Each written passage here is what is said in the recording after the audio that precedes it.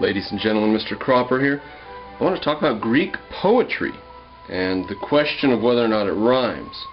Now, I don't know Greek, and I haven't read any Greek poetry, but I want to read you one of the foremost cultural authors on Greek culture that I've ever read, and certainly one of the best, and I agree with her so much on metaphysics and epistemology. It's amazing that she wasn't an atheist. She may have been. She was writing in England, as I understand it, and she was under the censors in England, so she had certain things she couldn't say. You can't criticize the Bible and such, but here's the book we'll be coming from, The Greek Way. Those are two bindings I have, but I have notes in my third binding, and we will take from that hardback. We're going to go from chapter 5 to begin with. There's a couple things from chapter 5 I want to say, and then I want to go to chapter 4 and sort of prove the case. Chapter 5 is about Pindar, the last Greek aristocrat. And I want to start off on page 87. Quote, Pindar's poetry is of all poetry the most like music, not the music that wells up from the bird's throat, but the music that is based on structure, on fundamental laws of balance and symmetry, on carefully calculated effects.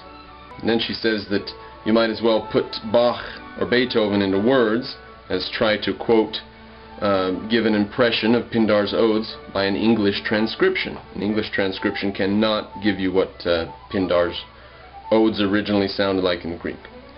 She says, we ourselves know very little of that kind of writing. It is impossible to illustrate Pindar's poetry from English poetry.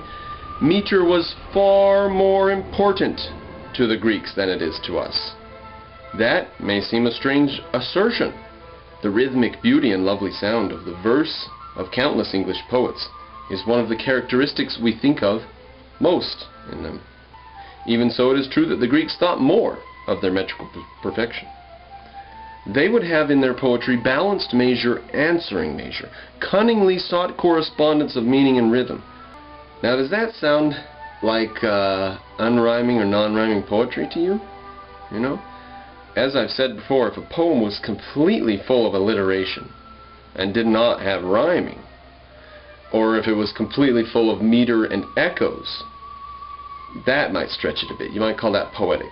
If it was all alliteration, then you might be able to get somewhere by calling it a poem, and there was no rhyming. But then read a poem that's all alliteration, and, it does not sound like prose, does it? And the ideas echo differently. You can tie things together. Things talk to each other, if you will. Don't want to go too far with the metaphor. So, does it sound to you?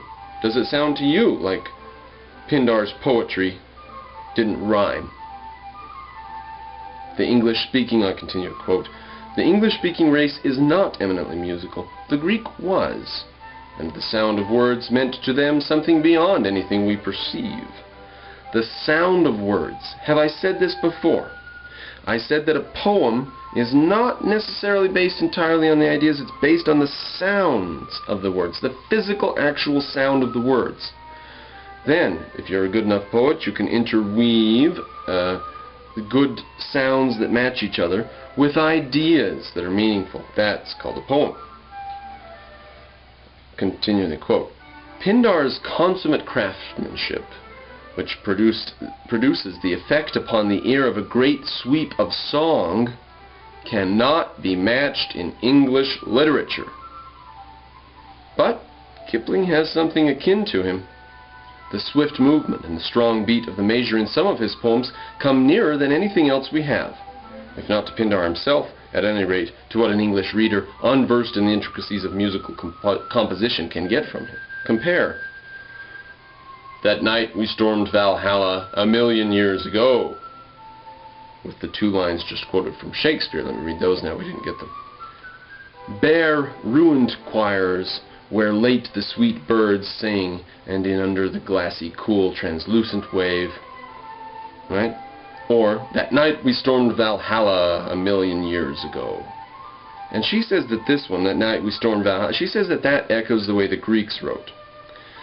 Well, we're now going to skip back to the previous chapter, chapter 4. It's called the Greek way of writing. So now that we have on our table a big old steak and a pile of potatoes, let's dive in. We know that the Greek way of writing was musical. We know that the sound, the physical sound of the words, and the fact that the sounds had to interplay, that was what they called poetry. We knew that that was the essence of Greek writing. And so let us go now to page 71. Greek is a very subtle language. She says it's full of delicately modifying words, capable of fine distinction. Years of study are needed to read it even tolerably. Small wonder that the writers of other countries left it alone. English poetry has gone an altogether different way from the Greek, as has all the art that is not copied, but is native to Europe. Let's think about some art that's native to Europe, not copied. The Parthenon was copied, okay? But what's native to Europe? Well, they have Gothic cathedrals. Now, this is an interesting point. She talks about Greek architecture. This is a chapter on writing. But when she talks about Greek architecture, she says that the Greeks, they had respect for the building and didn't over-decorate it. They didn't need to over-decorate it. You go look at a Gothic cathedral, or you go to the east and look at a Buddhist temple, or the temple temple complex at Angkor Wat, and you will see no respect for a massive side of a building, huge side of a building with little teeny tiny intricate decorations everywhere on the whole thing. Now, that's not appropriate on the massive sweep of a building. The building has got a larger size than something that you need to look at with your eye, 6 inches tall. A building is not something that's 6 inches tall. It needs to be treated a little bit differently. The Greeks had respect for that.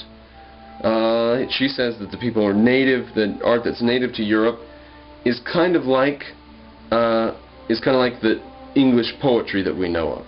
Really verbose, really full of stuff. Doesn't need to be full of all this stuff, she says. Skip down a bit. So she says that a Gothic cathedral, not 1 inch is left unelaborated in 1,000 marvelous patterns of delicate tracery worked in the stone. True, but is that appropriate to the outside of a large building? She says if we just discovered Greece today, we would look at it and go, oh, look, that temple's ugly. Look, there's hardly anything on it, And she says that if you just read Greek poetry, that's how it hits you. Bland. Bare. And so we have Professor Gilbert Murray, one of the most distinguished professors. We're going to get a quote from him in just a moment about that. About Greek poetry being bare and English poetry being verbose. And what do when you translate a Greek poem for the Brits? Quote from page 72. So the lover of great literature, when he is confronted, all unprepared with the Greek way of writing, feels chilled at first, almost estranged. The Greeks wrote on the same lines as they did everything else. Greek writing depends no more on ornament than Greek statue does. Right? Think of the best Greek statues. An unadorned human body. A perfect human body. Natural. That could happen. It is plain writing. Direct. Matter of fact. It often seems, when translated with any degree of literalness, bare. So unlike what we are used to as even to repel us. All the scholars who have essayed translation have felt this difficulty and have tried to win an audience for what they loved and knew as so great by rewriting. These translators loved and knew great poems, so they sort of rewrote the Greek poems, quote, not translating when the Greek way seemed too different from the English. The most distinguished of them, Professor Gilbert Murray, has expressly stated this to be his method. Quote, I have often used a more elaborate diction than Euripides, because I found that Greek, being a very simple and austere language, and English an ornate one, a direct translation produced an effect of baldness, which was quite unlike the original.